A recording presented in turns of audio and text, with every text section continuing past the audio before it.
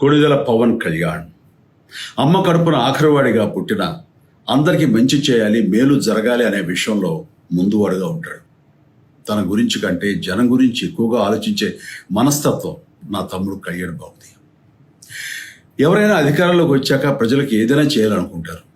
కానీ కళ్యాణ్ తన సొంత సంపాదనని కౌలు రైతులు కన్నీళ్లు తుడిచేందుకు ఖర్చు పెట్టడం, సరిహద్దు దగ్గర ప్రాణాలొడ్డి పోరాడే జవాన్ కోసం పెద్ద మొత్తం అందివ్వటం, అలాగే మత్స్యకారులు ఇంకా ఎందరికో తాను చేసిన సహాయం చూస్తుంటే ఇలాంటి నాయకుడు కదా జనాలకు కావాల్సింది అనిపిస్తుంది. ఒక రకంగా చెప్పాలంటే సినిమాలోకి తను బలవంతంగా వచ్చాడు, రాజకీయాలు మాత్రం ఇష్టంతోనే వచ్చాడు. ఏ తల్లికైనా తన కొడుకు కష్టపడుతుంటే గుండె తరుక్కుపోతుంది. అలాగే ఏ అన్నకైనా తన తమ్ముడు అనవసరంగా మాటలు పడుతుంటే బాధేస్తుంది.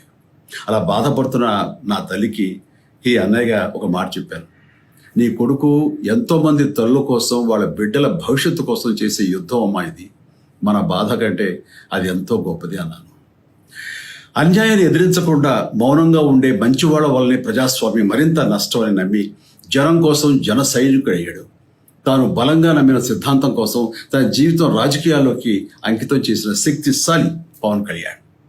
ప్రజల కోసం, రాష్ట్ర భవిష్యత్తు కోసం ఆ శక్తిని వినియోగించాలి అంటే చట్టసభలో అతని గొంతు మనం వినాలి. జనమే జయను నమ్మే జనసేనాని ఏమి చేయగలడో